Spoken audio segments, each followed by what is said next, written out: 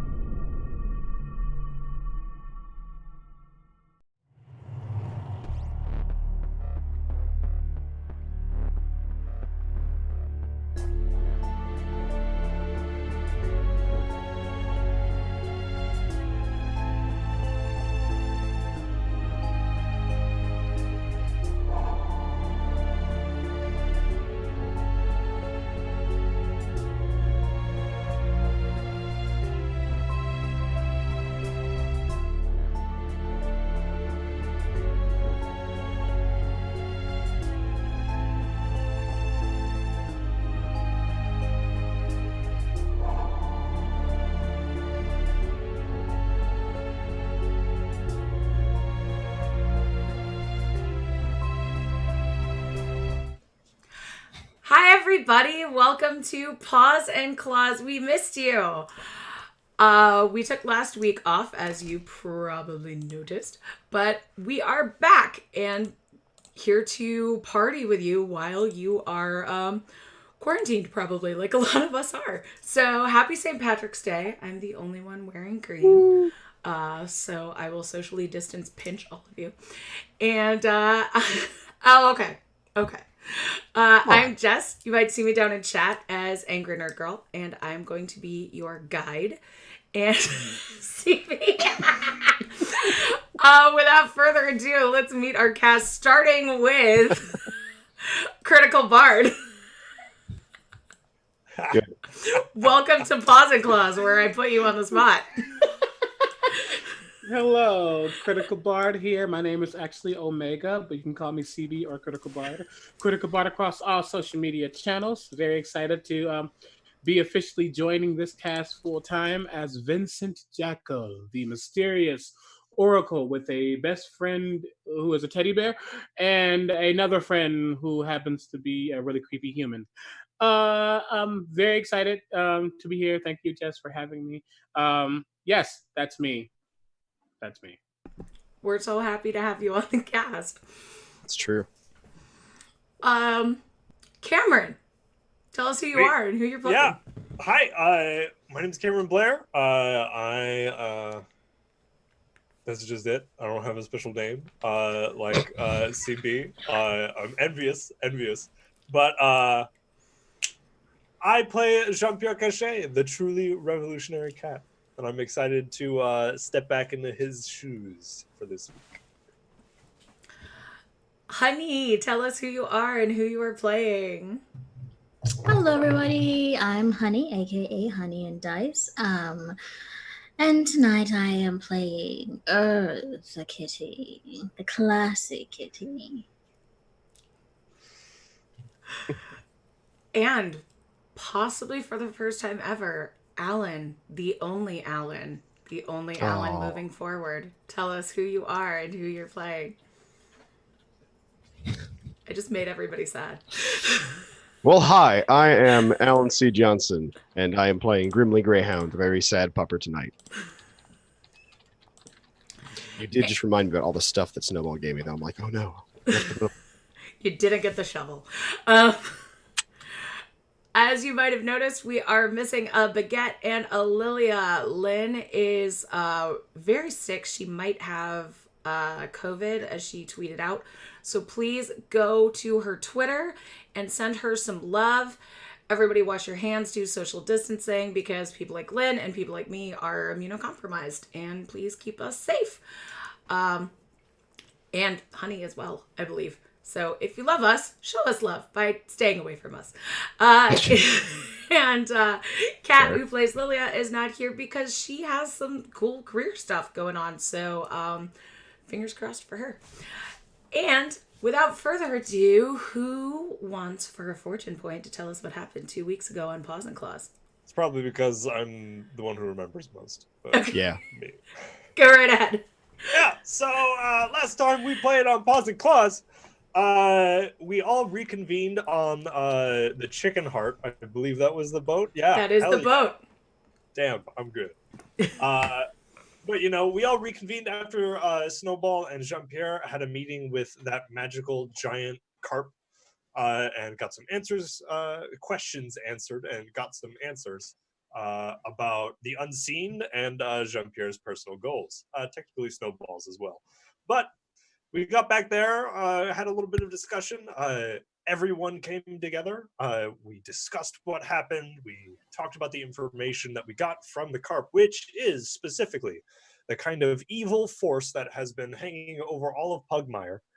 The unseen, or kind of like a demonic force that is possessing dogs, cats, rats, and mice, all the awakened animals, and is wreaking havoc and raising the dead.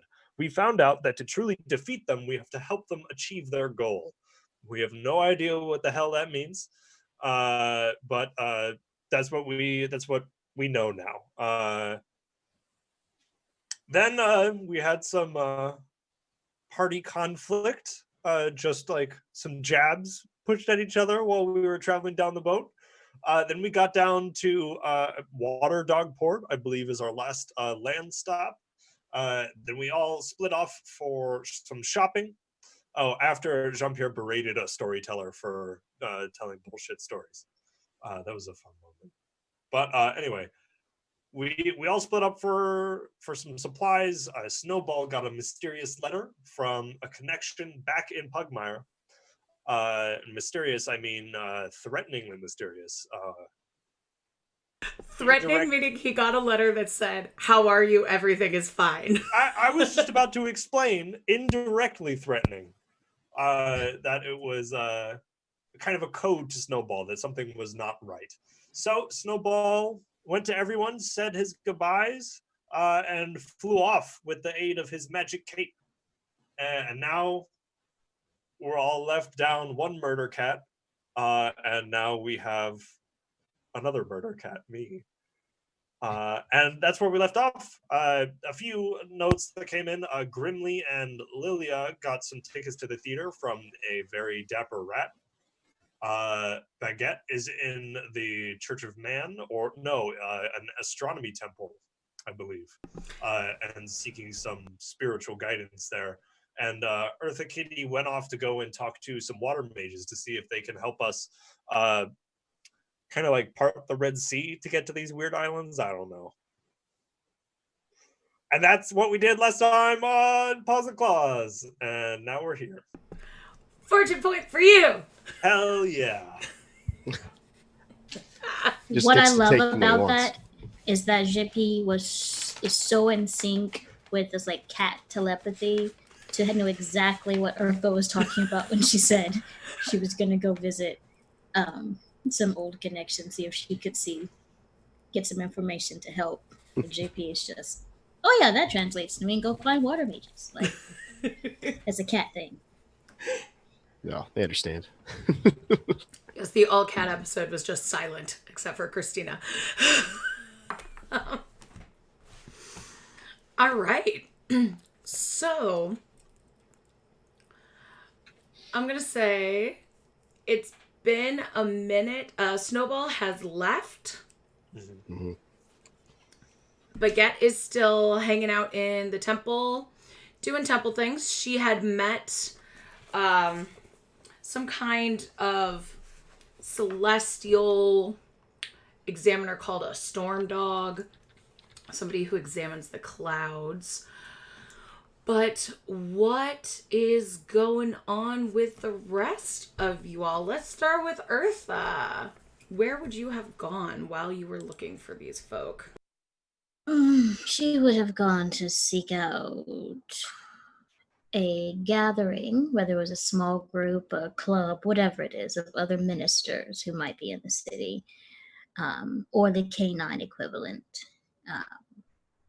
to discuss water-related options, especially when it comes to avoiding getting wet. Because nobody has time for that. And seeing as we're dealing with acid instead of just regular water, that's never good for the fur. So that's what she's looking for. Some information, a scroll, some guidance. I would say, would she seek out the Nautical History Museum? Sure, why not?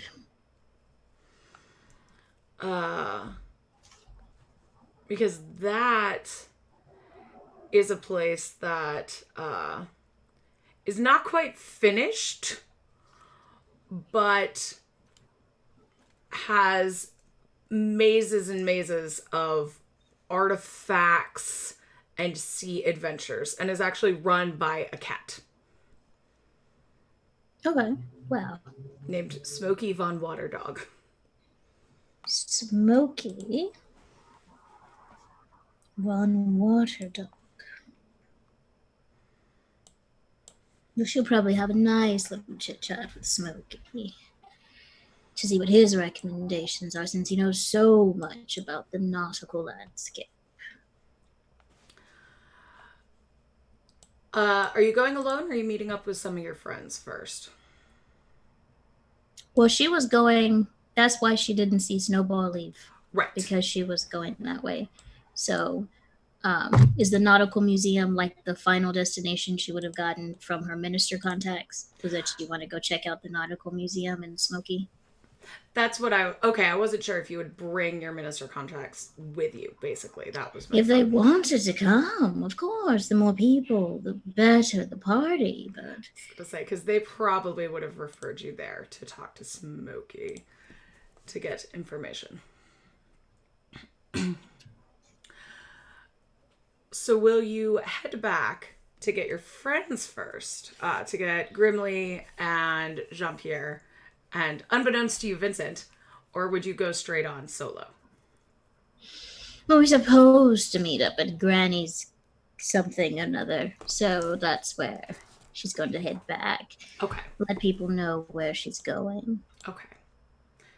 That sounds perfect.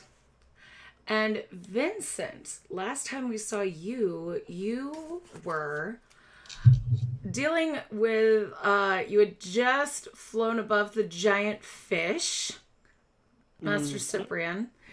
Did you go back to ask him any questions? And what did you ask him? Yeah, I'm like, no, I can't not have talking to him the whole thing. Talk to him. Yeah. Vincent would have asked. He gives a question for a favor. Yes. Or if not a favor, at least a question for something really cool. Yeah.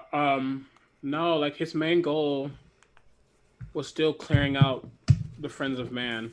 Okay. So he would have, just because that's just on his mind, he would have asked what's the best way to clear out those who say they speak for man but don't. Especially knowing that the Carpathian carp is old. And not saying there's a kinship at all, but Vince is probably the only one who can actually relay some of the stuff from the past. So he's trying to see if there's something from the past that can help with the future. Okay. So he would have told you, Okay. changing minds is difficult. Show them the ignorance of their ways. They may not change, but others will follow.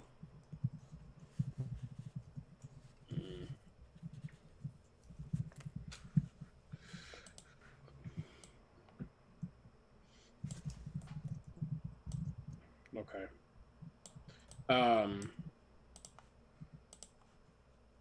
Then after that, he would be slightly annoyed with the answer because it's like an obvious answer, but still,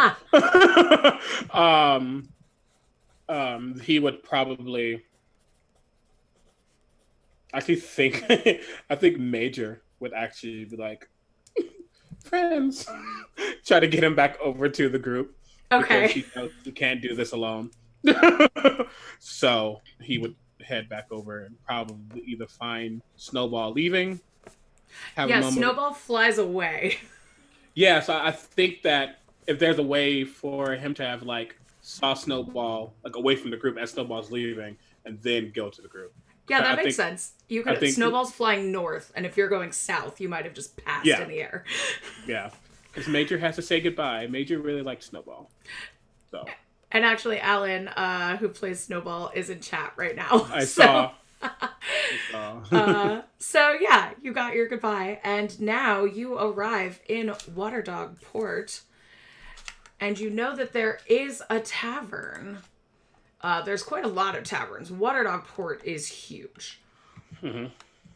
But there is a pretty respectable tavern run by a raven named Granny Scruffwing. And it's right off the docks, right off the seaport. What's her name again? Sorry? Granny Scruffwing. Granny Scruffwing. Great. Okay. But yeah, he would, if that's where he is told to go to meet up, he would. And that's where literally Snowball fly would over tell there. you to Yeah. that everybody was meeting up at the end of the day. Okay. Yeah, he'll fly over there. Cause Okay. Snowball ain't the only one who can fly now.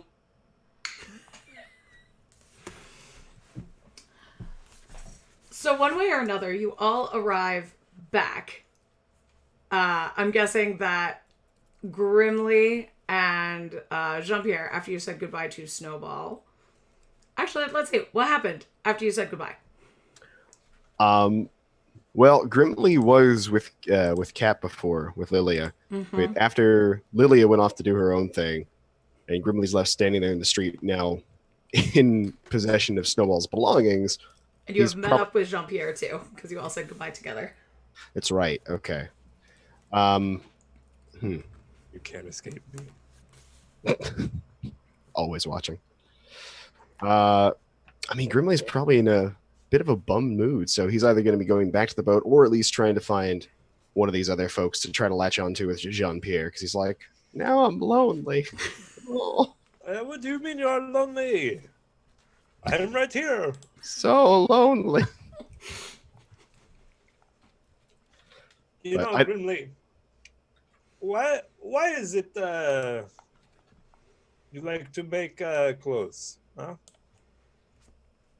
Make what? Make clothes. Clothing.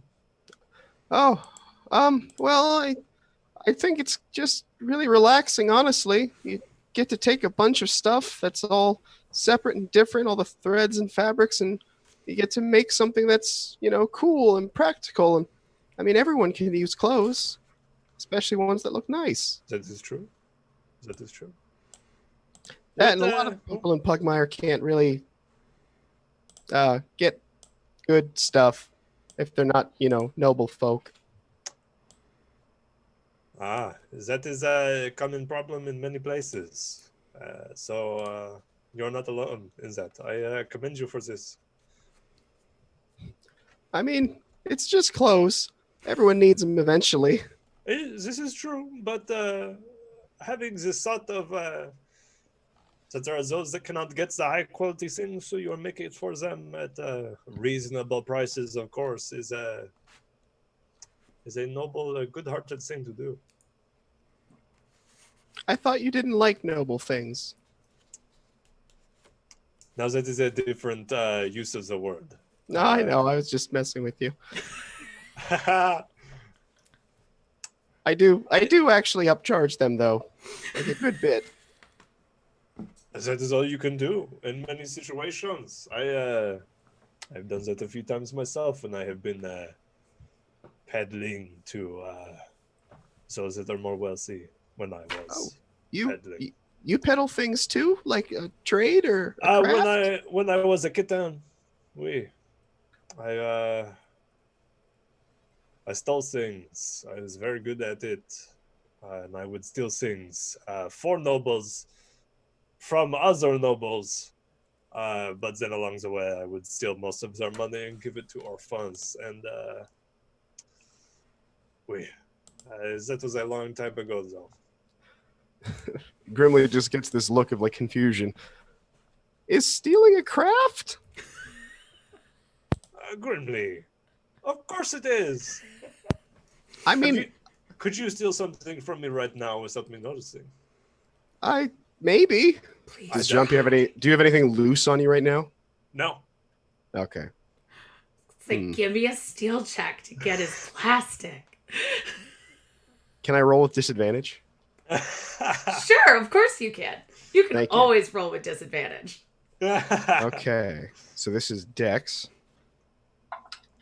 7. 7.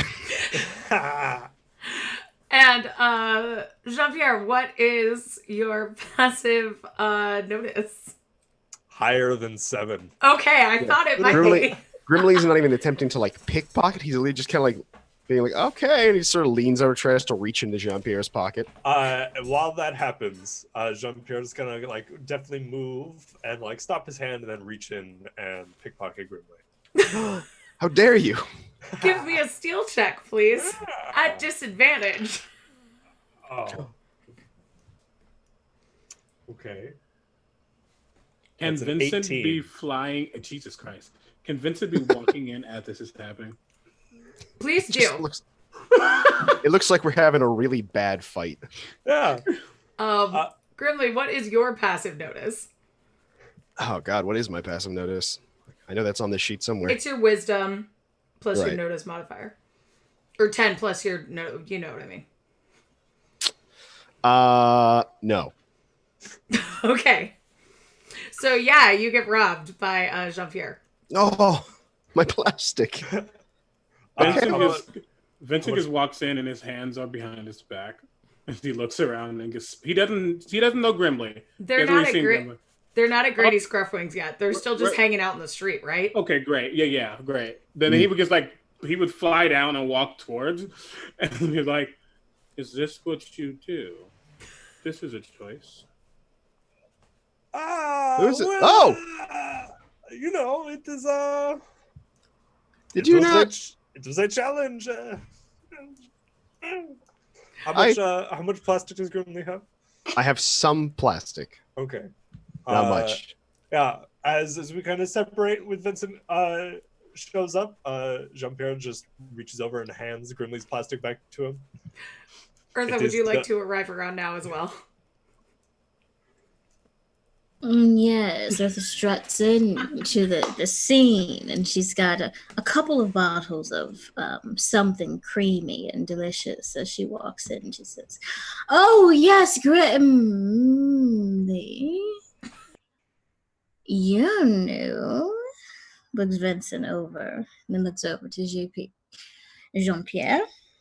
Oh, that's Vincent. I guess he can fly now. It seems like a very good skill to have. You always fly. You just never knew. Well, I did meet you in a cave in the mountains, so not the best place to be. Kill you. You're correct. Grimly looks a lot more nervous all of a sudden. Like, forgot about that part. He looks over at Eartha. Vincent is the name. Well, Monsieur Vincent, we just seem to pick up such interesting characters every time I come back, so it's good to see you. Has anyone heard from Baguette, Lilia, or Snowball? Well, Lilia went off to look at some stuff for the big show tonight. Clothes, that sort of thing. Snowball's... He left. I'm sorry, what? Snowball went back to Pugmire. Okay, and when will he be going back? Is he going to meet us somewhere, or...? No. Not anytime soon. Okay, so you're telling me that Snowball is no longer with the party and he returned to Pugmire. This is not code for anything like... No, he left. Okay, because I know there's a penchant for setting things on fire, freezing things, and all that sort of things. And no, I think he went back to see his sister. I don't know how long that's going to take, but probably a while. It must have been an emergency, or he would have waited to at least say goodbye. He said there. He hinted at some danger at home.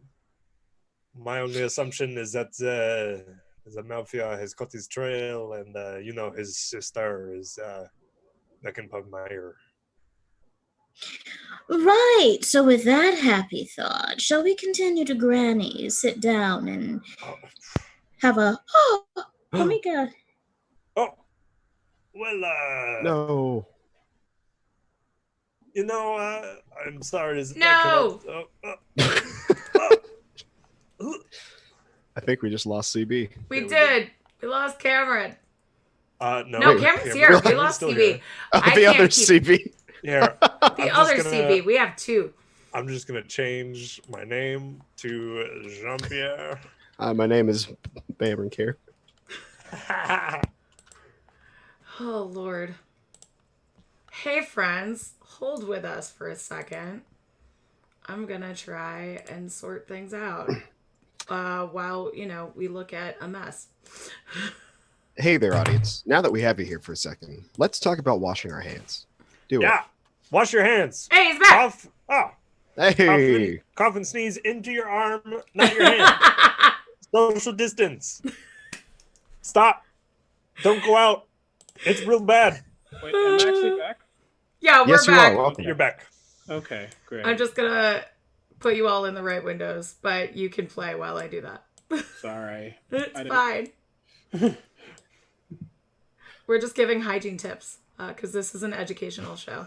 Yeah. Basically, stop being nasty. Okay, now, as we continue. We're back Fucking for real. Yeah. Come on, Twitch. Don't be a butt monkey. You're being a butt monkey. Okay. Anywho. Hi. Sorry. What did I miss other than Eartha hygiene having a tips. conundrum? Yeah. Hygiene tips. Eartha being sassy to Jean-Pierre. But what's new? Does Grimley know what Granny's is? Yeah, that was last. You were here 2 weeks ago when Snowball left. Yeah, Yes. You were directed by the lizards. Right, I think that you was asked the- if there was anywhere to go eat. And Now I recall. Thank you.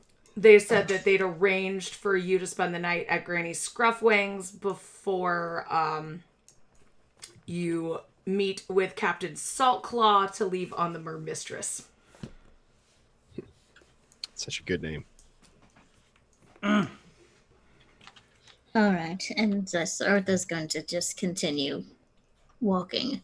I picked up such a delightful vintage of cream that I think we could enjoy whatever we eat tonight, and perhaps take my mind off. That snowball thing's going to bother me for a minute. The fact that he left, or the fact that you didn't know? A little bit of both. Well, people come and go all the time. That's life. It was a little bit abrupt, so I don't blame you. I saw him. He seems fine, so. Oh, wonderful. You saw him and he seemed fine. So He you did. and pardon my tone, this is not meant to be sarcastic, but I don't know you very well, but they like you, so that means you probably are a good judge of mood. And if you say he looked good, he looked good.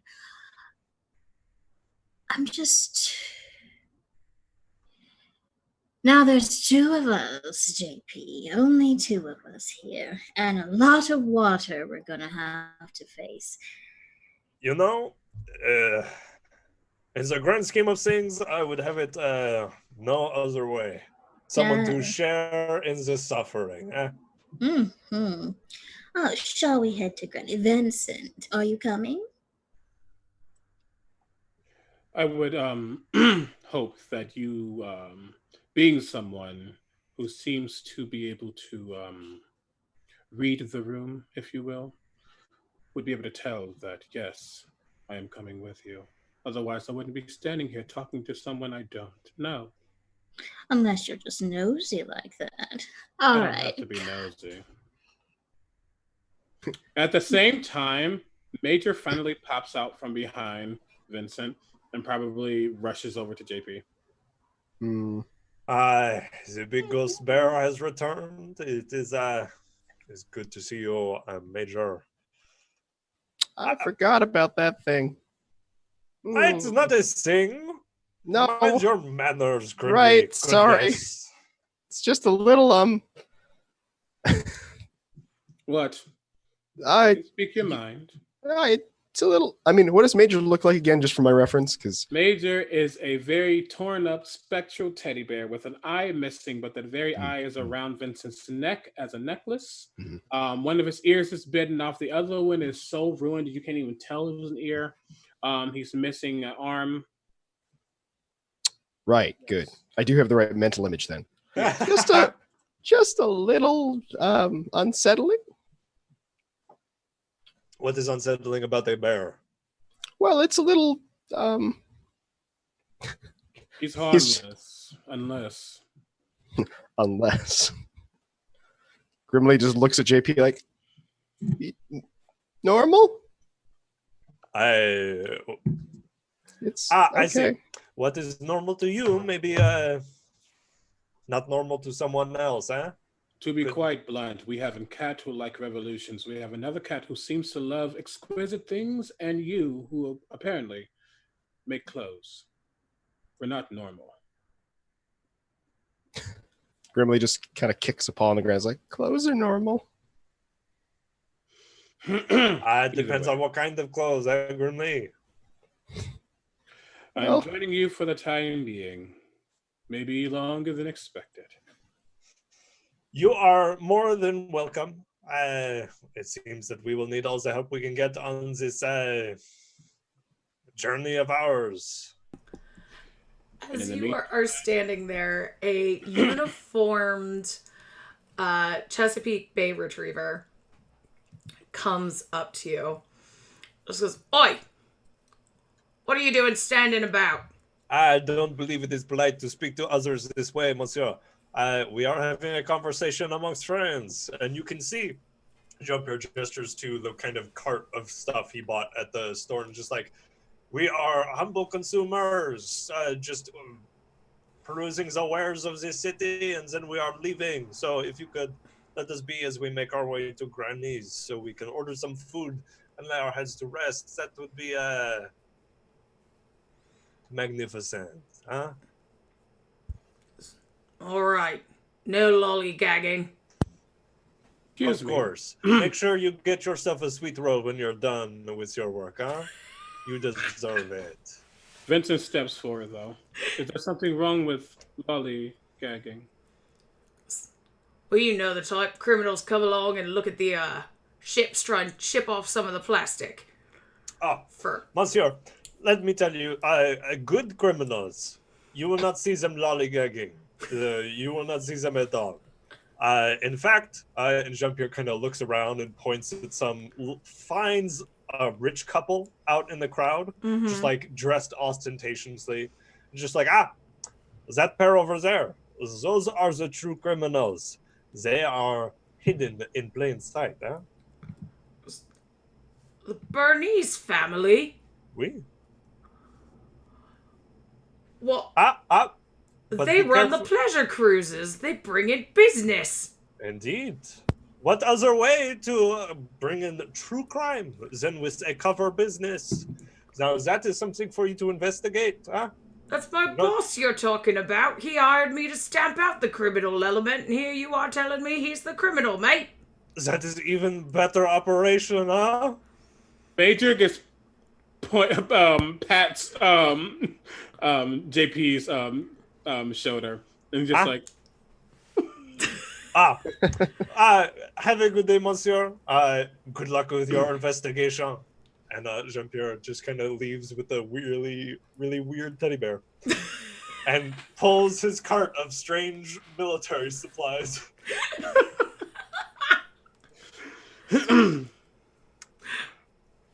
Oh, are the rest of you going, or are you staying? yeah. Oh, we're going. Okay, and the Bay Retriever just continues to patrol up and down the area. As we walk, I could say, lesson 1, if you want to be like man or even care about them, don't give away everything. Don't talk too much. Oh, Vincent, that was a lie. I'm aware, but I do not- sometimes lies can be dragged on. And But it makes them more fun. I would agree. I don't think this one, I haven't got her name yet, and Grimly would agree, though. Oh, Ursa has been engaged in more long-form lies than I can imagine. She's much better at it than I ever was. Way to throw her under the bus. Arthur's just gonna look back at JP. JP, that's one of the kindest things you've ever said to me. And we're walking. And she's going to, head off to Reddy's. Well, You know, this day has been long enough that I'm quite hungry. Let us go to these grannies and see what kind of food they have. Hopefully, something good enough for my sensitive palate, huh? So after a bit of walking, you find a place with a thatched roof that has what appears to be a raven, like a large, possibly magical raven standing on the roof that just looks bedraggled and is moving its wings. I've realized I can't do this on camera. You won't see. So, like, slowly moving its wings up and down like that. And there is a scrawled sign that says Granny Sue's, or not Granny Sue's. Haha, that is in Pugmire. This is Granny Scruffwing's Salty Bird. Does it? It looks like a pretty nice place, right? Relatively. I mean, Lilia would probably not find it nice. But compared to the Chicken Heart, it's fairly glamorous. It looks like one of those places. It's almost like tourist kitschy. Ah, excellent. So, like, it's actually clean, but is trying to present as dirty. Like, it's like a piratey bar for tourists to come to, you know? Thank goodness. It's like a place you'd find in Key West. Okay. I have the mental image now. Well, at least this place is better than the last place we went to. What was What wrong with the last exactly? place? Oh. Wait. The last place they went to was actually the place they got Snackies! breakfast. Yeah, that was actually pretty good, so. Well, better than what they had on the boat, at least. That we can agree on. This is for sure. What exactly is at this place other than food and sustenance? Beds, probably. I don't think there's anything else. There may be other folks there. We may meet some interesting characters. I assumed you had a purpose coming here, that's all. We are here to get another boat to head out to the ocean to go to those mysterious islands where we'll find the key to helping defeat the unseen or something along those lines. Uh-huh. Well then, he will walk in. Does it look like there's someone who just like sell boats? Is there like a merchant? Oh, Snowball might have told you they have paid for rooms here for the night and already passage for tomorrow, for the next Great. day. Like, yeah, We have rooms tonight and then a some boat kind of already transportation. set up. Yeah. Great, amazing. So you walk in and you hear sounds. Some might call it music. Oh, okay. It's like, We heard something. Sounds great. You hear sounds. You hear like pots and pans rattling. But there's also Eartha and Jean-Pierre, you know there's a type of cat that's called the Yowler back in the monarchies.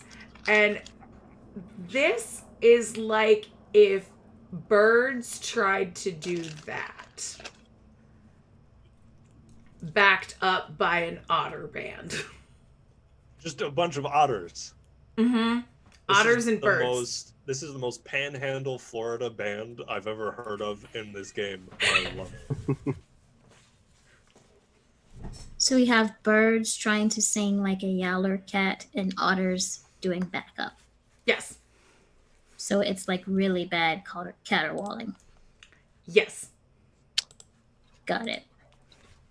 Grimly just slowly takes his paws and puts them over his ears, like, oh. Ah. Sounds like home. Eartha takes a deep breath. She says, part of me is fascinated that they maintain consistent patronage. So there must be something amazing here outside of the entertainment. But another part of me is in pain right now. Well, you know, they I will show you They're all from probably- Morty Corgi. This is what a Yowler looks like. There's probably fantastic. quite a few minister yowlers. Yeah. House Yowler is a minor house. An obnoxious house, but it is a house. well, you know, their patrons probably have no place better to go. Huh? Yeah, and that's why I'm very pleased and perplexed at the same time. Well, should we get a table? Table sounds good. Maybe some earplugs. Is this? Wow, that's really loud. They must train a lot. A part of me thinks that Vincent isn't even phased. I think he's heard worse in his dreams. That's a really dark thing to say, and also apt for him. Yeah, I was like, so I think he's just like, that's a choice. Perfect. Yeah, and you see a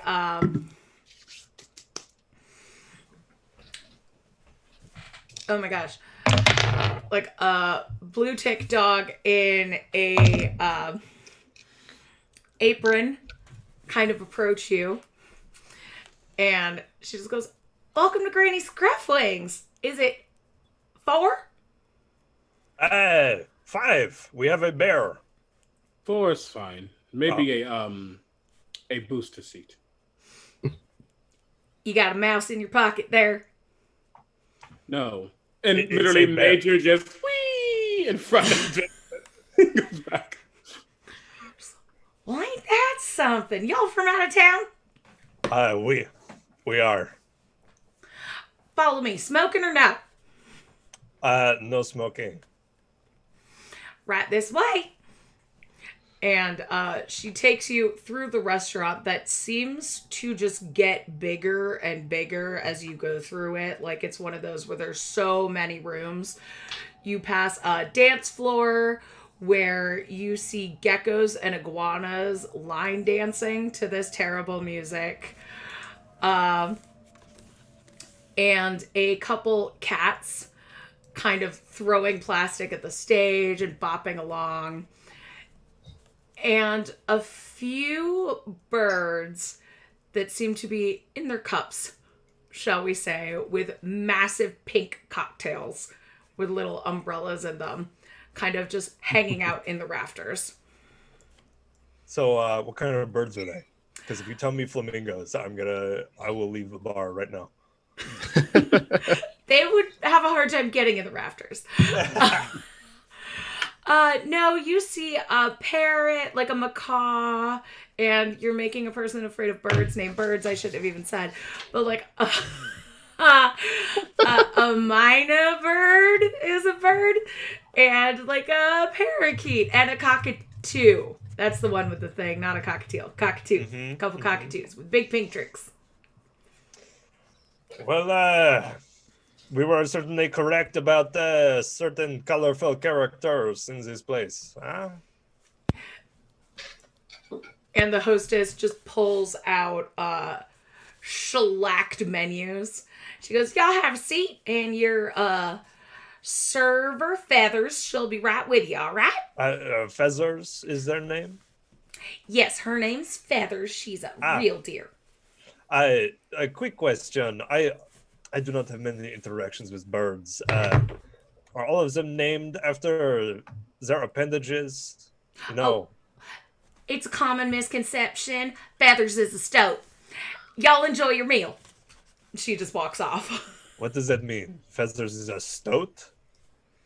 Yes, they're we know what a stoat is, right? Give me a no nature roll. I'm like, yeah. Fair enough. Would Vincent know what a stoat is? Give me a no What nature or what a in no the culture goddamn roll. is a Your stoat? choice. No. Okay, that's like an 18. What am I actually? Is that a I am weasel? proficient in none of them. Great. what is culture and what is nature? They're both wisdom. Great. I'm Not intelligence. Master of hidden stoat lore. That's a 13. Okay, so Vincent, you have heard of creatures in the wild, somewhat like badgers. Wait, I'm a wild one, so I should know these things. You might. Maybe you have encountered them in badger colonies. Badger. Sorry. Mushroom. That's an old meme now. You might have encountered them, like, you know that they serve badger colonies. Grimly, you might have actually met some and know that while badgers tend to be more aggressive, there are some types of... Carrie just went snake in the chat. Like other types of weasel families that are less known for being warlike. And stoats, otters, they're a little bit more chill, though everybody in Pugmire is still like, oh, they're just badgers. They're all badgers. Back with those guys. All right. I'm just going to look at the others like, oh, yeah, I mean, I've met stoats before. They're nice. I've seen them running every once in a What? while. Is it a bird? I do not understand. No, it's Its like names is feathers, but I there look are at- birds. I look at Vincent like it's kind of like Like a about yes. fur, not feathers, no feathers, But it's a bird? No, No. it's not a bird. not a bird. Jean Pierre. Okay. But despite what you may have heard, also not a badger. I have heard nothing about this creature, so it is not a bird, and it is not a badger, and has no feathers, but its name is Feathers.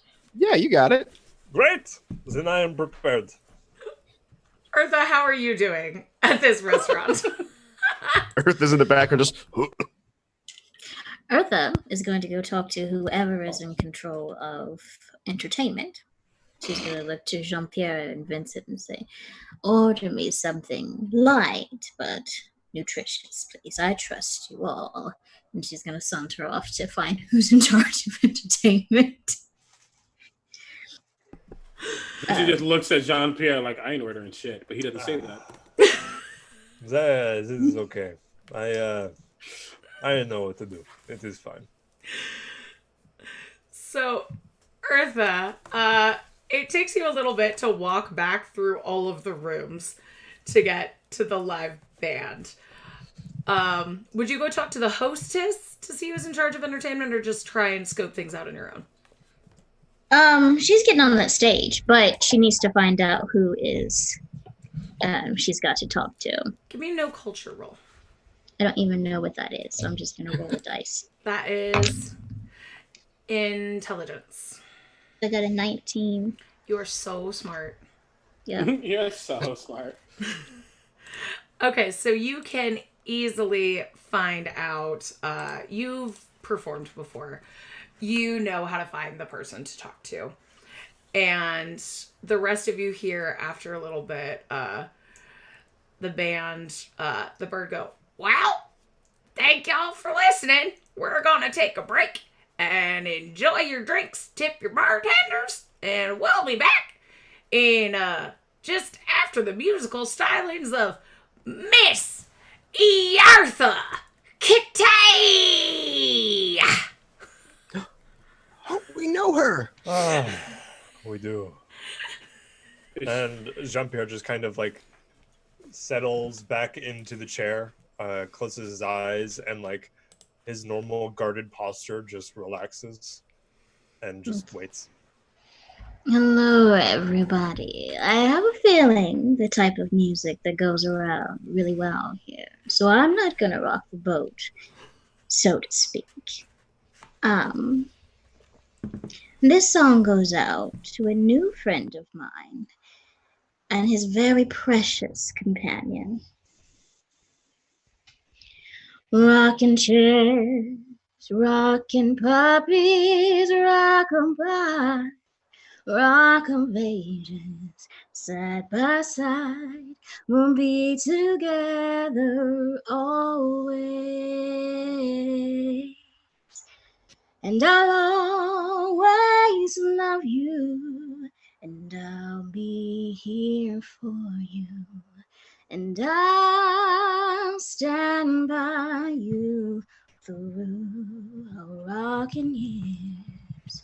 Yes, and I'll stand by you through these rocking years.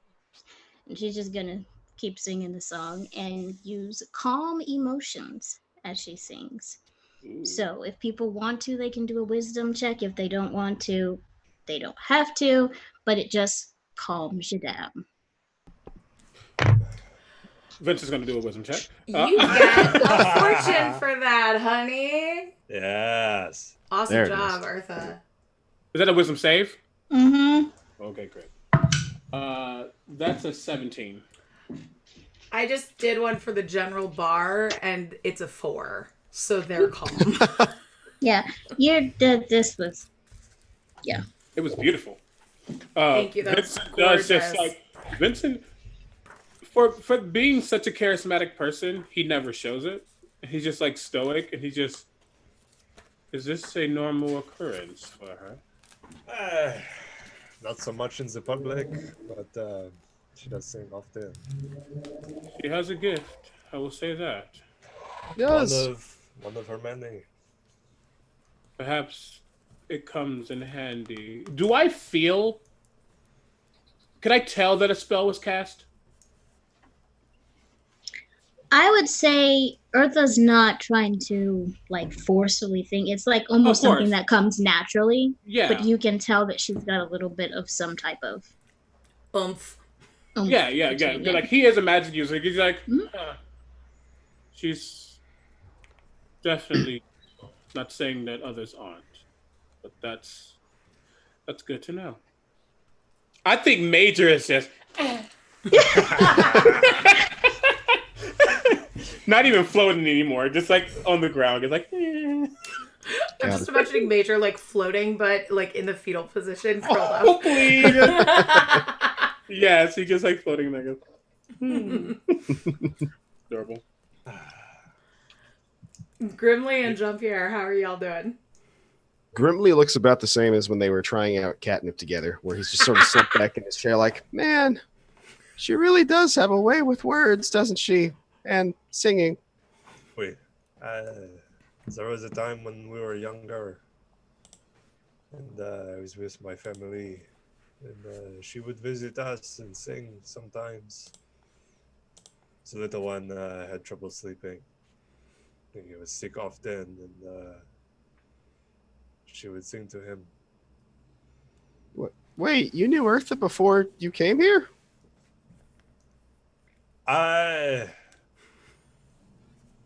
Maybe. You never mentioned that. No. Oops.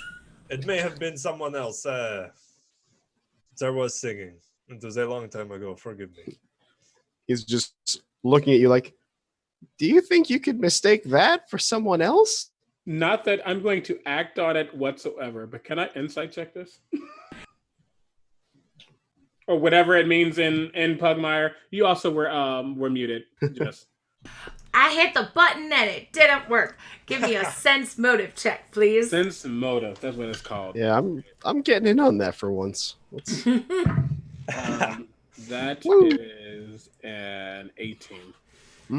21. Jean-Pierre, give me a bluff check, please. Yeah. Grim actually can sense the crap out of some motives. What did everyone get? 21 18 and and 18. 21. He is hard to read. You don't really know if he's what's going on, if he's telling a lie or not. But definitely got a 24. Hmm. Uh, I mean, cats don't have a lot of facial expression, so. like I said, it was a long time ago. Life was rough. There are many cats that sing. It is common. Well, not many cats that sing like her. You have not been to the monarchies then. I'll take you to my home one of these days and show you around. It is it's a very more expressive place than you may be used to in Pugmire. So there's a lot of people like Eartha there? There are many people. There are many of us, those like Eartha, those like you, around everywhere. But what you are meaning, Grimly? No, there are no cats like Ursa, but there are cats that will try to be like Ursa. And some of them do well, and some of them do not. But there is. Oh, go ahead. Nope.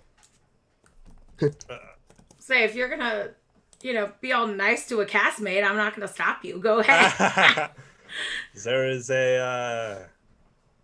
this one place in my home city where I was born that has a cabaret. It's where me and my family would go after successful heists, and when we started things when I was young. And there are some very good performances there, ranging in content, some that you should not take kittens to, and some that kittens fall in love with. But I think you would like it grimly. Well, some of the shows. One of them I know you would not, and others. Which show was that? Oh, it is much more, anxiety-inducing. It makes you, it gets your heart pumping, and I know that is not always something that you like to do. It's okay. A lot of shows get my anxiety pumping. That's just kind of how it is. But is it a good one at least? But this one gets my heart pumping. So, what's the show about? Eartha is going to finish her performance and head on back and hopefully swing by where she can to see if she can get a couple of bottles of something very good. Okay. Her goal was to calm people down enough so that they can have a conversation without being hassled, and then head on back to bed. Like everything she does is strategic, but she's also complimenting people, making friends, and making her way back to her table. So this place has two kinds of local ale on draft, light and dark, both salty light, salty dark, and then red and white wine, and 16 different kinds of frozen drinks. 16? Mm-hmm. That's a lot. Yeah. Now, Really I have tourist town. Like fruit cocktail, fancy, oh my goodness, umbrella drinks. Colorful? Yeah, colorful. Very colorful. Oh my goodness. Like twirly straws, umbrellas. She says, Fantastic. I know some people who would really appreciate this. Now, I have some more songs that I'm willing to play with plastic, but could you give me a few of your best frozen drinks? Like the one that everyone loves the most, darlings. Well, we've got the Water Dog Port Special.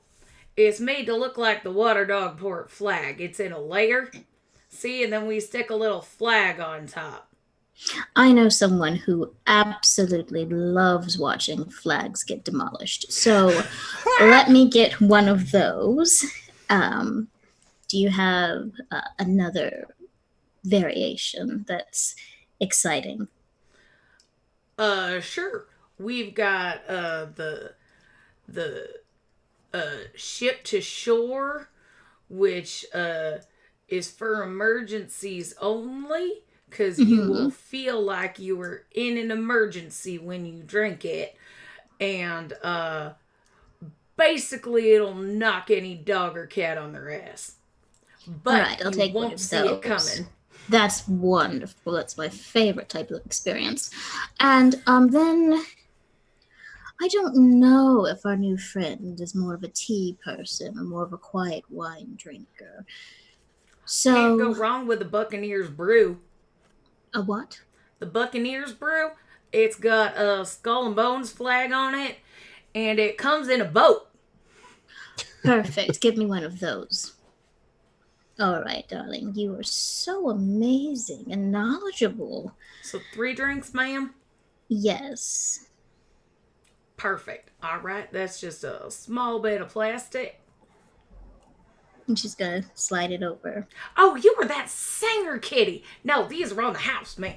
Oh, really? Well, that's so kind of you. I'll have to come back sometime and sing again. I love the clientele, the audience. Thank you so very much. And she's gonna take the tray of drinks and head back to her table. And by this point, Feathers has come over to the other 3 of you. And she is a stoat who has a massive feathered collar coming around her pink frilly apron.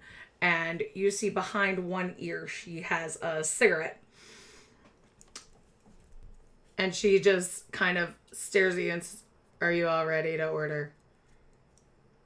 I think so, yeah. Were we given menus? I did not receive one.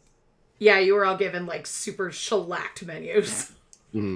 Oh, you must forgive me. I forgot there was one in front of me. You are right, Port. Let me look real quick. Could I have some raw tuna, please? Raw tuna is against the health codes of Water Dog Port. Everything has to be cooked according to...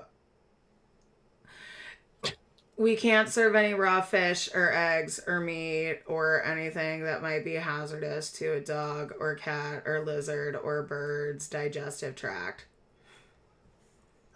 Well, What is on this menu? It's bread. a lot of themed foods, but it's pretty much just like burgers and fries and fish and chips, but like sailor's delight kind of things like that. Then please give me the fish and chips, but make sure that the fish is not deep fried, that it is only seared. Please. It comes fried. Then I can think put in a special order, as but such it'll as I take was- longer. That's perfectly fine. I am a patient cat. There's an upcharge. That's perfectly fine. Okay. She writes I it will down. have the Lady of the Lake. I am in the mood for grilled tilapia. Do you want that with or without the salty Sue salsa? No salsa, thank you. Grilled tilapia plain. And for you? I'll take 2 orders of the fish and chips. And can I get that with the salsa? Salsa costs extra. It only comes with the tilapia. He can have mine added to my plate. Oh, I'll have his. Okay. You know, I just have to ask. You seem to be in such a mood when 3 new people have come into your establishment. I believe this is a world where tips are abundant and needed, so I don't want to tell you to smile, but I believe what my friend Vincent is saying is that we plan on tipping you well. Do not worry about things. Thank you so much for your service. Is there a 4th person here? But I believe she is handling herself at the bar, so you are okay. We have a kids menu. Do you need something for a puppy or a kitten or a cub? No, I believe the bear, it will be okay. JP speaking for my bear. How dare you? She didn't anything. Listen, JP's not the one that's telling a waitress to smile, okay? You'll say it again. She Period. works at a theme restaurant, man. Give her a break. Yeah. You ever seen the waiters at fucking Rainforest Cafe? Oh my god. That is true. That is very true. Bertha arrives back at this time, and she's going to do a nice little graceful pirouette around feathers to get to the table. Oh, I love the collar, darling. You're just looking beautiful this evening. Are you taking good care of my boys? Oh, they're with you. I liked your voice. Oh, well, I'm going to come back when I can. We're going on a very important tour of sorts, so we're trying to get well fed. So I know someone with such amazing fashion taste is being nothing but a delight. Did you look at the menu? Did they order for you? I don't know if the 2 meals are for the Greyhound or if he was ordering for you. No, that was just me. Yeah, you see, he's growing still. I'm not quite sure about canine development, but he's still growing, I'm sure, in various ways, so plenty to eat. Bring me something that you like, darling. And that... I like a day off. You want me to talk to your special manager? Is perfect. I will get you the Darling, salty are you dog okay? special. Are you okay? Yeah, Jean-Pierre jumps in and says, when was the last time you had a day off? I'll be back with your meals. Thank you. Could you point your manager out to me, please? Granny Scruffwing comes in on weekends and holidays. Oh, it's Weekends Granny. and holidays. Well, okay, that's very good to know. Then she's gonna settle down in a chair, legs crossed, after putting the drinks on the table. What did I miss? I plan to kill Granny.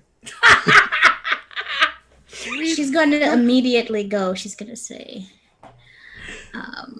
We're not killing Granny. What do you Arthur's mean? going to switch very quickly. She's going to, Vincent, JP, Grimly. And she's going to touch the top of her forehead and kind of stroke like she's thoughtful. And she's going to do telepathic bond. Vincent might not be prepared for it, but the others are. But she quickly switches to telepathic bond, which allows people in her that she selects to talk without talking out loud. JP, we have been through this before. We do not talk about murder plans out loud. Oh, it was a joke. Was it? Yes. Okay. My plan was not to actually kill Granny. My plan was to derail her poor treatment of her workers. You know, if that means she has to end up in a hospital for a little bit, There's a difference between being worked poorly and just doing the job that you chose to do. That is a difficult conundrum because there are many people that want to do much work, but they do not get the work, so they only have one or few choices, and they are usually treated poorly in these situations. Everyone, if the system that they are living in is to work, then everyone needs to be paid fairly, needs to be treated fairly, and needs to have ample amount of time to live their own lives, you know? Because if you have no days off, you become a monotonous zombie, like what is I call the possessed ones, the undead, a skeleton, the unseen. You become like you are possessed by the unseen, you know? So it is wrong that they are treating this waitress like this. I will say this. You also decided to make an assumption that they're being overworked instead of asking them how they felt. All she said was that she wanted a day off. She didn't say she wasn't getting a day off. She ends telepathic bond. She's like, there's too much going on in her head. She's just, you two, sort it out. JP, I got you a drink where you can destroy the flag. She pushes it over. Very well. Jean-Pierre just kind of rips the flag in two and throws it onto the table. Thank you very much, Ursa. Yeah. Grimly looks like a JP, kid your whose drink. parents are fighting at dinner. Grimly is gonna get a drink. The There was 3. One had the skull and crossbones. The other one had the ship to shore. Mm-hmm. Yeah. She's going to push. She's going to push the ship to shore. It'll be all right, darling. Do you want dessert? They have a Then pretty she- good dessert menu. Yes, and she's going to push the skull and crossbones over to Vincent. I wasn't sure if you drink like this or not, but it does seem to fit your aesthetic. He is wearing all black, and Yeah. he is. However, he said, "Thank you, but it's not my preferred That's fine. Do you like tea? wine." Wine. Oh, classic, not. Okay, we'll get you a glass of wine. Now, Do not worry about me. I'm actually going to retire early. Not as hungry as I thought. Is everything okay? Forgive me if I am realizing that I am a little bit more abrasive than I am used to. So forgive me if my company has made your appetite shorter than you were expecting. The smallest grin appears on Vincent's face. Yet another assumption you have made that it's about you. That is correct. And I stand up and I walk out. Well, can I have your tilapia? I'm just going to my room. Major actually stayed behind him. Just kind of floats off. so I'm assuming Vincent doesn't want to discuss the plan and what we're going to do tomorrow when we get on the boat. I think Vincent is just going to follow us. I'm not sure his motivations. I was hoping to ask him that, but Well, I think we need to work on your dinner conversation. We're not dealing with cats, JP. There's all of these nuances. You need to work on his puppy skills. oh my gosh. I mean, Vincent's nice. He's just a little intimidating sometimes. Intimidating. Well, he did try to kill us. He helped Oh, me I'm kill sorry. a police officer. It was wonderful. And we had great conversations after that. So I am treating him as if I know him well. I should not be doing this. Yes, sometimes courtship takes time, darling. You have to get to know someone before you just become super familiar with them. But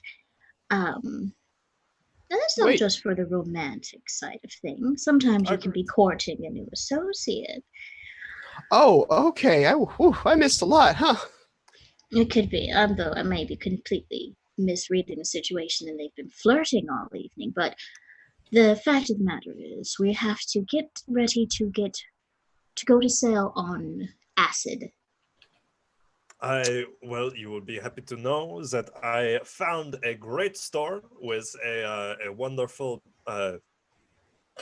owner that sold me quite a few materials that will aid us on our journey. And Jean-Pierre goes over the list of plastic shoes, plastic gloves, plastic coats, extra plastic containers for rations and water and everything, and plastic inflatable lifeboats. And it's just I made a friend in the marketplace. I believe we are set quite a bit for our journey. Why do we need all of that? Don't we have a plastic boat? Isn't that enough? What if something attacks the boat and the boat is destroyed, huh? You can just what would attack a boat made of plastic and destroy it? What ocean is acid, Ripley? We're not dealing with normal laws of adventuring here. Have you heard of the cat kraken? Huh? There are What? reasons why cats do not seek out water, but for the It's greater acid. No, it is No. because of the cat kraken. Have you not heard this story? Oh, Have I heard the story of the cat kraken? Give me a no culture roll, please. I've never heard of the cat kraken. So saith my natural 3. What's a okay. cat kraken? Well, do you know what A the catkin? kraken? Do you know what the kraken is? Would this be an octopussy? That's a JP? natural. Yeah. Don't. I didn't want to say that, but yeah. Well, that's a natural one. So So do you know there is a creature known as an octopus that is has 8 legs, well, 8 tentacles, and lives in the ocean.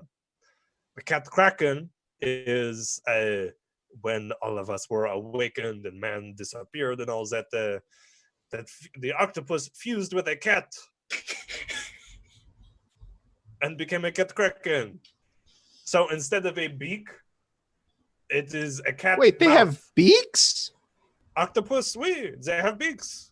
That is their mouth. All right, I take it back. I'm glad Vincent's coming with us. This sounds wild. Bertha is just humming softly to whatever teddy bear is left there, just kind of staring down. If Major is still there at the table, and I think Major went with Vincent. Yeah. No, She's Major still- stayed. I thought Major dipped out. Major can't be too far away from me, so he actually Yeah. came with me. Yeah. she's gonna stare where Major was and just look pensive for a moment. She hums to herself. Does anyone need anything from the bar? Another drink, water, before we head out to the ocean or to bed. Well, we'll have to get Vincent's meal boxed and get it up to him. I wouldn't grimly eat it. I will bring the meal up to him. Feathers has Sure. brought your meals by Yes. this point. Says, we'll get him his meal, leave him some plasticware, in preparation for the trip, and set off on a sea towards danger. Because that's what we do now. Apparently. What would you rather do? Vincent, after you left and were going to your room, would you go to the hostess to find out where your room is? Where would Yeah. you be going? Yeah. I would have went to whoever I think is in charge of getting keys or whatever is necessary to get to rooms. Okay. Just like, it's the same one that you saw when you came in. At the blue tick. She just goes, "Oh my goodness, was your meal not to your liking? You were barely here." I don't always have an appetite, even when I think I do. Do you want to? Well, are you staying? Or are you just heading out? No, a former ally of mine, a cat by the name of Snowball, apparently has procured rooms for me and my associates. All right, let me see. He was And probably she pulls flying out a with the cape. huge book with pink paper, and she has like this purple sparkly feather quill. Snap. I don't see a Snowball here. There were 4 of you. I do have rooms for 6. All the parties are 4 families. Were you part of a party of 6? Yes. All right. So I've got here the Bedraggled Bird bedroom, the Pirate's Pleasure Cove, and the Puppy Palace. Which one of those rooms would you like? Everybody's got a double. Y'all don't got individuals. But this is not a house of ill repute. There is 2 bedrooms, 2 beds in every bedroom. So, Bedraggled Bird, Puppy Palace, or Pirate's Pleasures. I will avoid the pirate's pleasures, thank you. Puppy Palace will be fine. All right. It is full of snacks. It is my personal favorite. There's lots of balls in there to play with and some ropes. And here is your key, and you just have a jolly stay. Do you want your food, if you had any leftovers, you want them sent on up? It is fine, thank you. I'm sure one of the 3 will deal with it. All right, well, my name's Freckles, and I'm here for the rest of the night. And if you just want anything, just come on down or just scream Freckles down the stairs. I've gotten pretty good about hearing over the band, but I don't hear everything. So it's best if you come on down. Uh-huh. Thank you. Have a good night. He gets like stoic, just, Just walks off towards, grabs a key and just walks off. Just like, I don't, people. And your bedroom is like full, you know those like saucers of cats frolicking? It's like that, but with like puppies, although it's like children for you. So like sad-eyed Precious Moments figurines of dogs. Oh my god! And you said so? It's one room, but it's 2 rooms with 2 beds. I'm confused. It's Sorry. 1 room with 2 beds. Got you. 2 dog beds in here, and there's like a little ball pit. There's a tug of war rope thing on the wall. Okay, cool. Yeah, he will And go up to like the 2 room. big jars of peanut butter. Amazing. Major is going to touch that. Can't even eat. You're just gonna have peanut butter all over his face. Cool. He will go to the room and kind of just like de-stress, take things off. Doesn't actually go to the bed. He goes to like, is there a window? Yeah, there is a window that looks over the bandstand. Cool. Yeah, he'll go over there and kind of just relax. Okay. With himself. So the rest of y'all, Feathers comes. She's already brought your food. She comes back and she goes, "Is there anything else that you want? Do you want a box for the tilapia?" That is, I believe that is the only thing we want left. Then we will be all set. Okay. I'll be back with your check. Thank you. You. Well, Grimly at least is just going to start digging in. Like, what a wonderful distraction. Do you think I should save Vincent's tilapia, or? Yes, that's the idea. We're going to save it for him and bring it up to him after we're done eating. And if he doesn't want it at that time, then of course I'm sure you, being a good friend that found him in a cave somewhere. Try to murder. You keep saying that. Do you want me to? No, it's not. You're okay? You feel okay with him around? Yeah. Do you want more food? Yeah. Jean-Pierre No, pushes his food to Grimly. It's nothing personal. It's not. It's just the list of people who have tried to kill me is pretty short now. Partly in due to us making Killing that them? that. Wait. So I don't think I've have quite the experience with it that you guys do.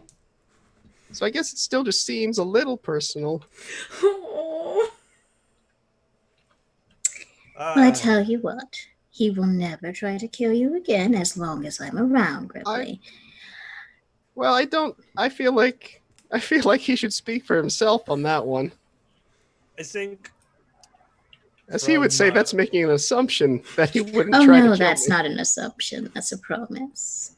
from as much as I have learned from Vincent, as long as you are not a friend of man, I think he will not try to kill you. And I doubt that you are a friend of man, Grimly. Exactly. So, I think that situation where he did try to kill you may have been a misunderstanding. And it may just not have been talked about, huh? I guess you could be right. You know, I think this is something that we can talk to Vincent about. Vincent, as we have seen, is very forward and speaks his mind very quickly and easily. So if there is something that we all need to get off our chest with him, it is easy to do. Huh? Oh, by the way, I found out about a museum and a cat named Smokey Von Waterdog. I may step out a little later to see what I can get from him or her or them. I'm not sure. There wasn't a specification. What's at the museum? Who knows? Mysteries. Although I spent some time with other ministers to get this information, so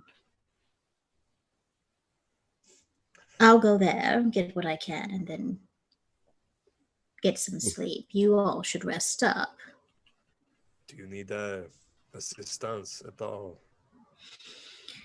I mean, I wouldn't mind company, but Vincent's already gone to bed, and it seems rude to leave a new member of, what is this, a party? To leave a new member of the party all alone.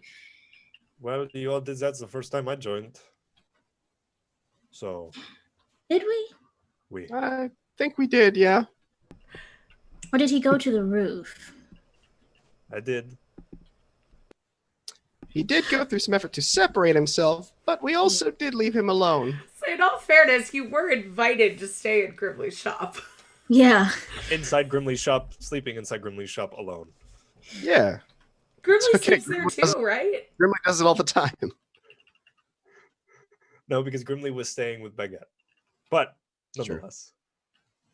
Oh, yes. I went home because I was not about to stay anywhere else. All right. Anyway, I don't think it is not like you will be gone all night. So I will. Who knows what the sleeping arrangements are? But if it is it's splitting up 2 by 2, I will go with Vincent. So as Grimley is not uncomfortable, and Vincent seems to have warmed up to me the most. Maybe I do not know, but we share a kinship in killing a police officer, so we can relate on that at least. Well, if you want to go to the museum, JP, I can make sure Vincent gets his tilapia. I will. I I think I will accompany Ursa. If you would make sure Vincent gets the tilapia, but I understand if you do not want to stay in the same room as him if that is required. I'll be okay. It's like a peace offering, you know? Like, here's the tilapia you paid for. Don't Right. kill me. You know, that might work quite well with Vincent. So it is decided. Ursa will go to the museum. I will accompany her. Grimley will take the tilapia back to Vincent and attempt to assuage his doubting thoughts about Vincent trying to kill him again. Great. But after dinner, right? After dinner, yes, of Right, course. okay. Of course. All right, look at that. We made a plan. I know, it feels... It's weird for us, honestly. Yes. I mean, I make plans all the time, but I feel like we've made, moves as a We made group. a plan and moves as a group, which is the outstanding thing. I think we're all making good at making plans for ourselves, but Cooperative effort, kind of, yeah. Now as it is a bad thing to say. I think this is a good mark for our future together as a group. She's going to raise the drink that she bought for Vincent, but why let a drink go to waste, and raise it. But only people paying very close attention will notice that she looks like she's taking sips, from whatever straw or edge, but the volume does not ever go down. Well, Grimley does not notice. Well, cheers to acid water, huh? Acid water. Did we explain the acid water thing to Vincent before he agreed to come? I'll do that in the morning. Okay, he seems to be along for the ride anyway. He probably knows. I mean, he is smarter than, I think, definitely me. So he probably knows about the water. Vincent, while you're up there, alone by yourself, give me a notice check, please.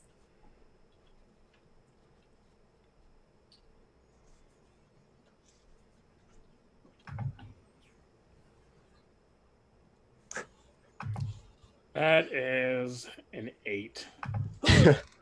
Fantastic. That was a bad roll. You're fine. Should I do one for Major too?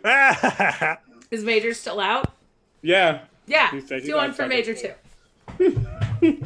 Okay, now major stats. I had this. There you are. Great. I'm not using you. You just fucked me over. Oh, okay, that's better. That's better. That's a 19. All right. That sounds lovely. Wait. That's a lie. I thought that was a 15 on the die. It's not. That is 23. Damn. Oh. Good lord. Okay. Major hears howling and barking. And Major is from the olden times, right? Major remembers humankind. Uh-huh. Major feels a fear. A very old fear. And a presence that he has not felt in probably like a millennia. Vincent would look over because they have a telepathic bond. There's an empathy there too. Major, what's going on? You're freaking out. Major can speak to. Yeah, let's say telepathically. Yeah. Major would tell you that you call it the boogeyman. He's here. He's here within this establishment or in this port town? He's here in this building.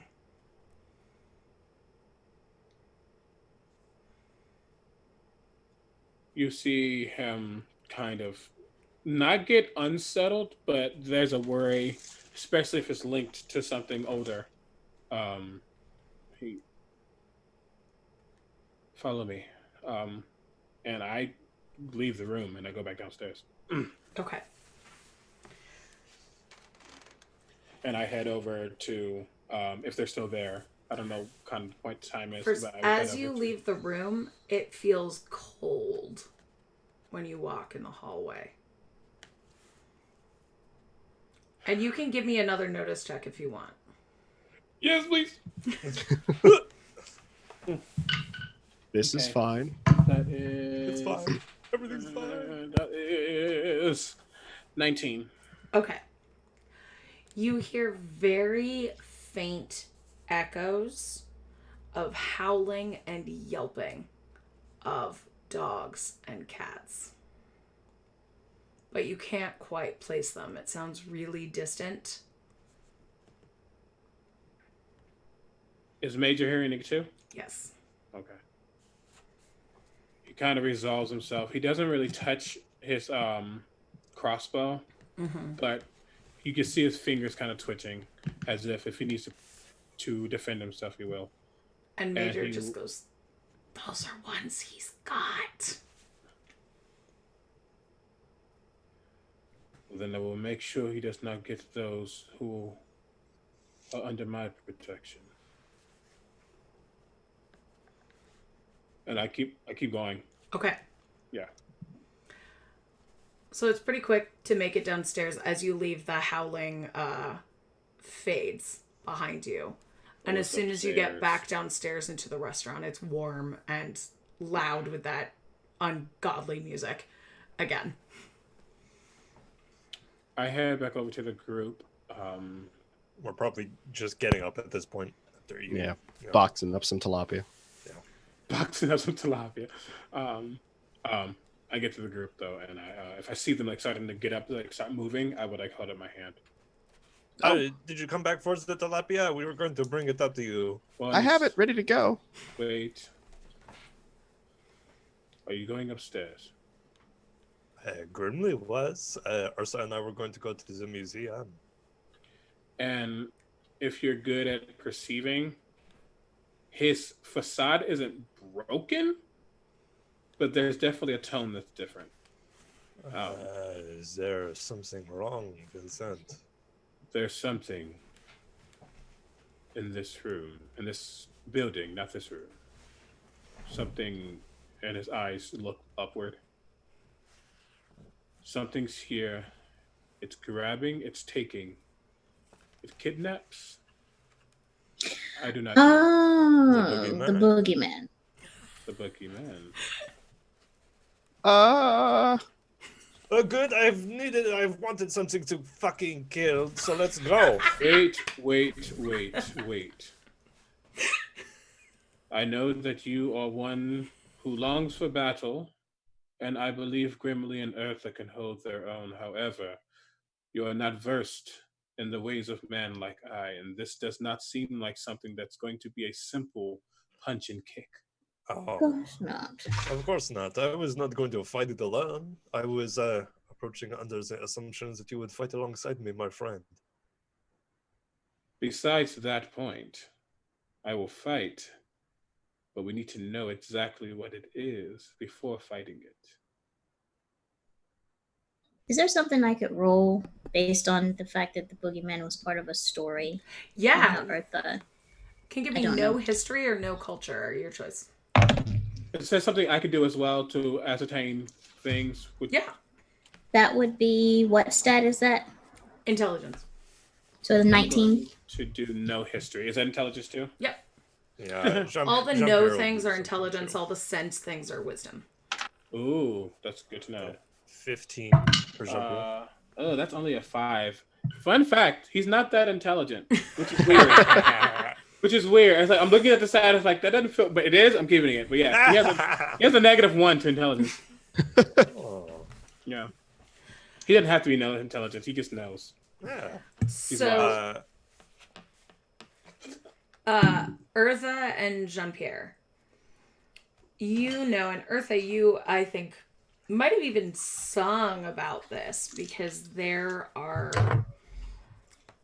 It's basically like a ghost story, but it's not a campfire story for puppies and kittens. This is something that horrifies adults about a ghostly apparition shaped like an ancient human that stalks the night, sometimes even the day, which is extra creepy, with a net and a cage, and it captures dogs and cats and puts them in the cage and takes them away so they're never seen again.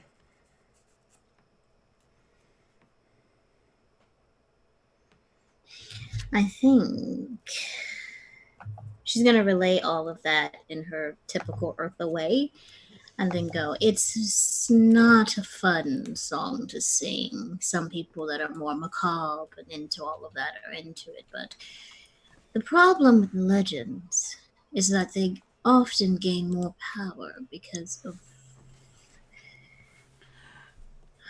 Vincent, that. as you hear this sounds very familiar from what, I forgot her name, the little girl.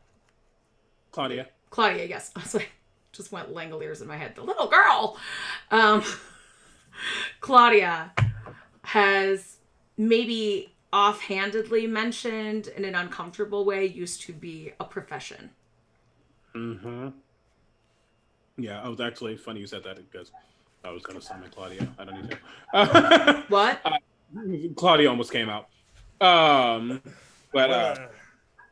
well, no matter what it is, I believe La Facile, and Jean-Pierre starts to take out his rapier and is just like, La Facile will be able to handle something like this fairly easily. Are you sure? Oui, it is made of silver. Eartha, based off of your siren song, I believe you have magical capabilities, yes? Sure, let's call it that. However you would like to flip this script, I believe you and I might be the most effective, if it is indeed something from the past. Not to say anything against you, Grimly and Jean Pierre. No, you're the boogie folk experts. You take that away. The boogie folk expert. Expert. I want that on a t-shirt. The Boogie Folk Experts. Please. She's gonna say, the problem with nightmares and horror stories is that it is in the horror that the power is based. So have you brought us this information, Vincent, because you think this is a current threat to all those in the building? Or have you brought us this information as a warning as we might want to seek? I will put it in the simplest terms, if you would like. It is in this building and is currently upstairs. It is going to strike. So let's just go kill it. Huh? Jean-Pierre, do you know how you talk about the cat kraken?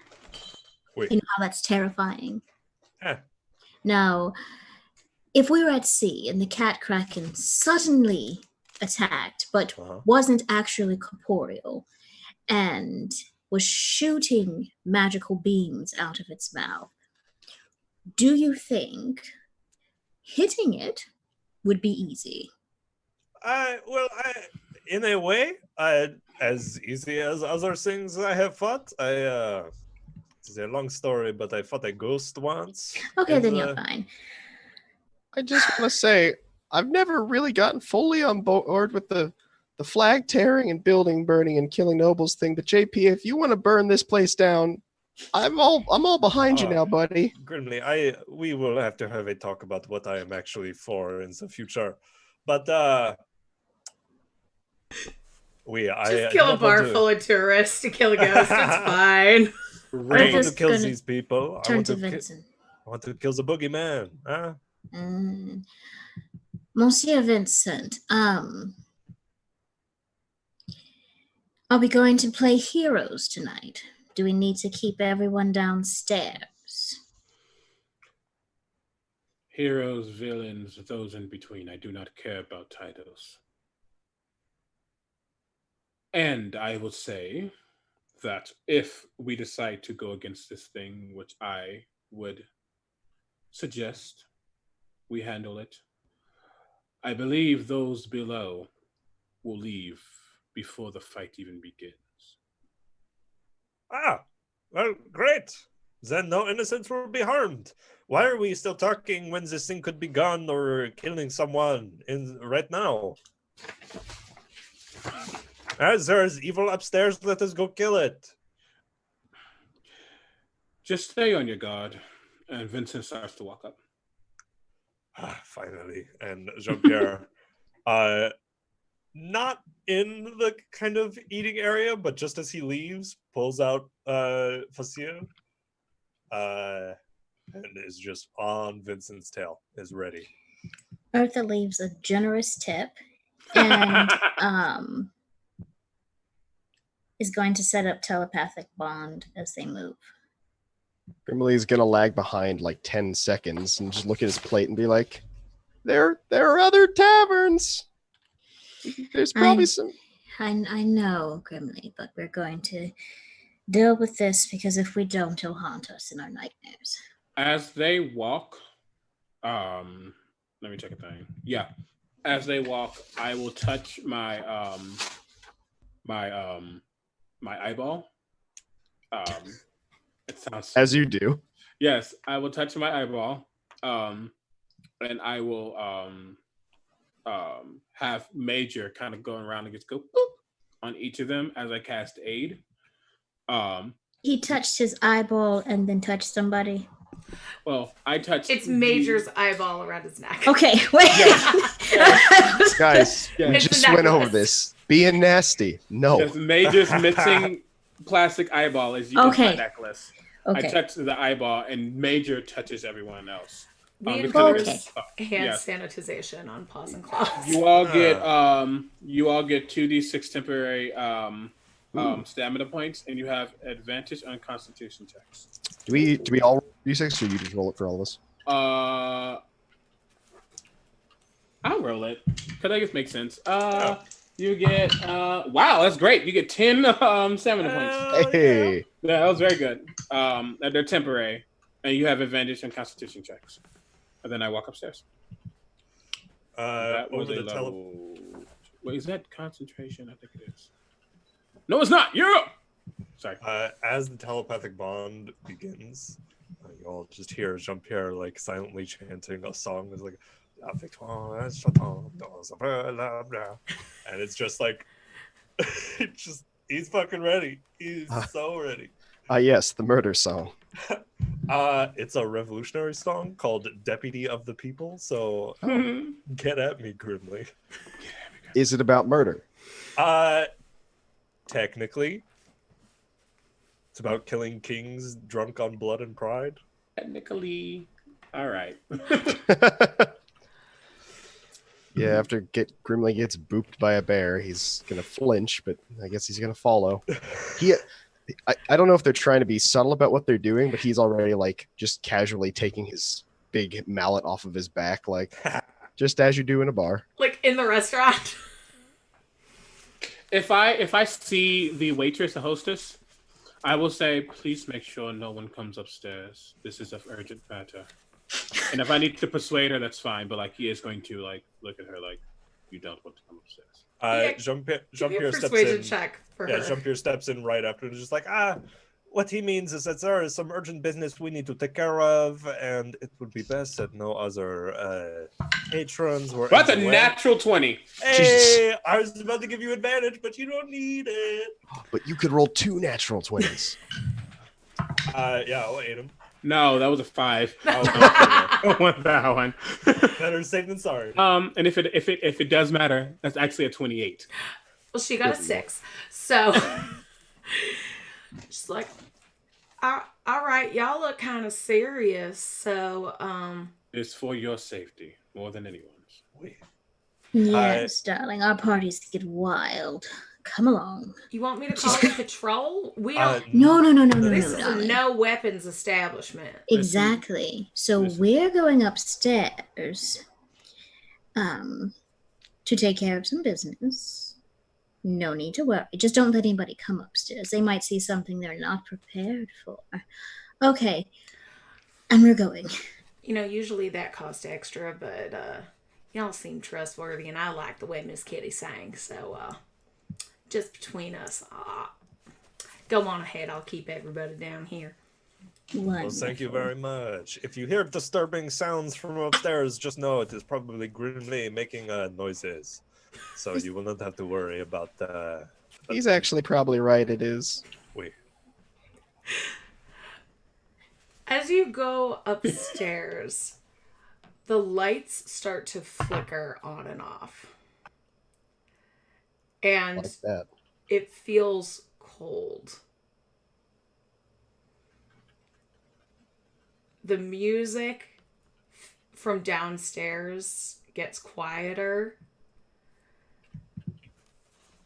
And it seems oddly silent. Vincent kind of will not like take lead, but he'll kind of be in front. And he'll speak out. He'll say, as a servant of man, you do not belong here. Return to the past. Do not cause conflict with those of the current present. Jean-Pierre takes out his crossbow in his other hand. So he's got his rapier in one and his crossbow in the other. So, Jess, Yes. do you remember how we talked about how Grimly is looking at how to speak with dead? Oh my god. Yes. Grimly is going to swallow and step forward and just kind of raise his hands and be like, please don't hurt anyone.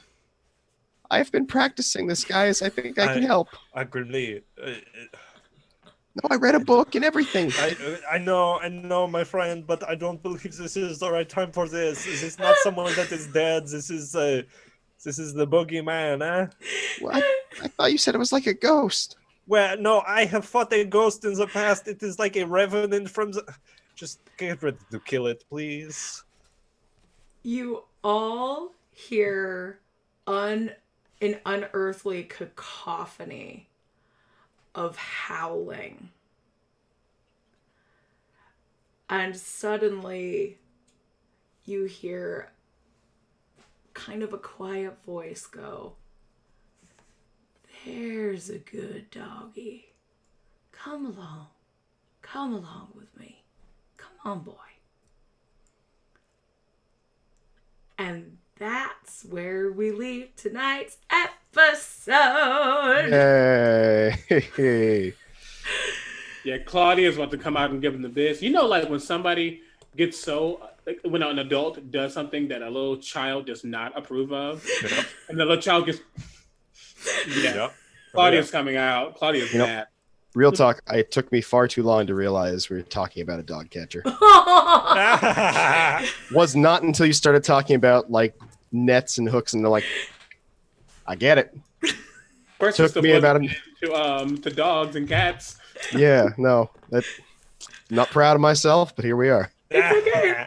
Thank you so much, everybody, for joining us for tonight's episode of Paws and Claws. Just a little bit, there is a really cool Kickstarter going on right now for Onyx Path called Legend Lore. It is a world of fantasy and imagination. There's orcs, there's unicorns. It's based on the comic, and it's super cool. If you know me from Uncaged, then you know Ashley Warren, and I'm pretty sure she's one of the writers in this. It's badass. Go check it out. It's running right now. And I am Jess. You can find me on Twitter as @Miss_Just03. I write games and supplements like the one right behind me, Book of Seasons. And like this one that we use on this stream called Morty Corgi's Scroll of Mysteries. If you want to read more about the boogeyman, he's in here. So you can get that on the Sluretian Vault on Drive-Thru RPG. And if you liked Book of Seasons Equinoxes is coming so soon. So hopefully that can be a fun adventure thing for you while you're quarantined. So watch my Twitter for that, because it should be coming out very, very, very soon. CB, thank you so much for joining us. Tell us who you are and where we can find you, and welcome to the show as an official member.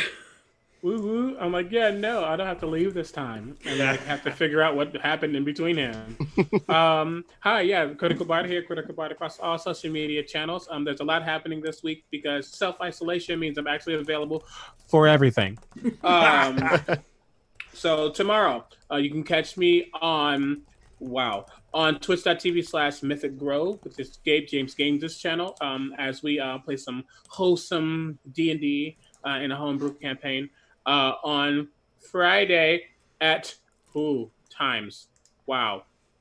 Friday at 4 CST. Is that correct? Yes, at 4 o'clock. You can catch me on Lady Tiefling's channel as we descend into Avernus, continuing that campaign. And then at 7:30-ish that same day, you can catch me on what is it? Drop the Die Twitch channel as we are in our All Rogue campaign. And then that's it. I think I'm doing some Sunday too, but I don't remember. But other than that, you can go to critbart.com. I got merch just like this jacket right here. I have hats, I have sweats, I have everything in between. Critbart.com again, and please use PayPal because it helps a broke bee like me. So yes. That's me. Thank you for having me again. I'm glad to be here forever. We're glad to have you. Eartha Kitty, who are you in the real life, and where could we find you? Hello, everyone. I'm Honey, aka Honey and Dice. You can find me on Twitter at Honey and Dice. I'm also on Instagram, but there's nothing there. I just wanted to make sure no one else took the name. I am the creator of the Embrace the Initiative workshop, which is a workshop that focuses on helping new and existing DMs become more confident and comfortable in their hobby. It focuses on the heart instead of the mechanics.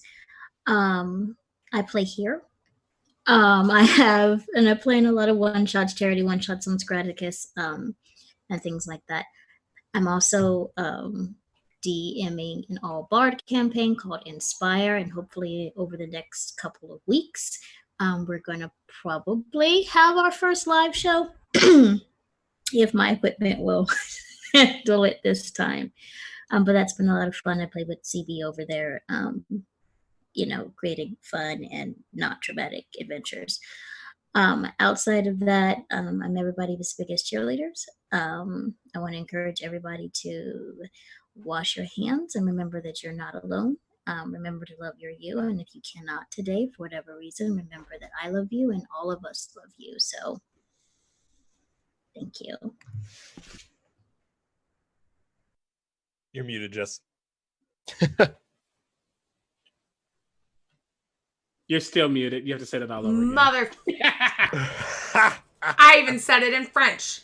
So, Jean-Pierre Cachet, who are you and where can we find you? Yeah, my name is Cameron Blair. I am a writer,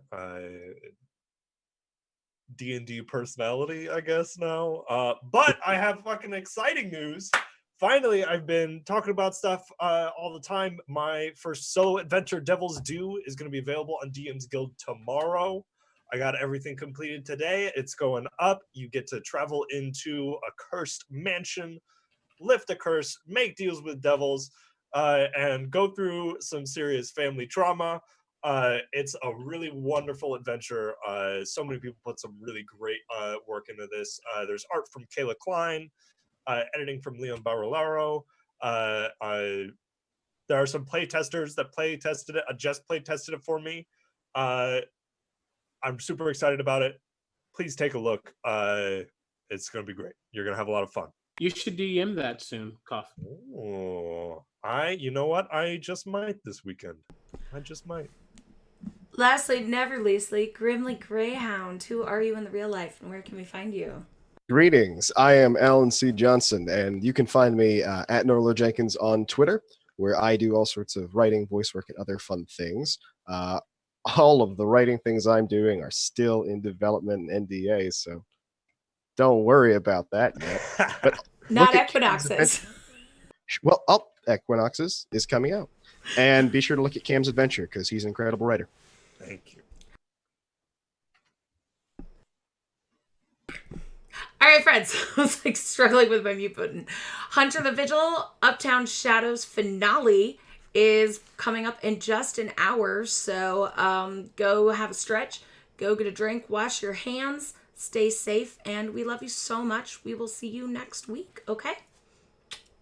Have a wonderful night, everybody. Thank you for joining us. Bye.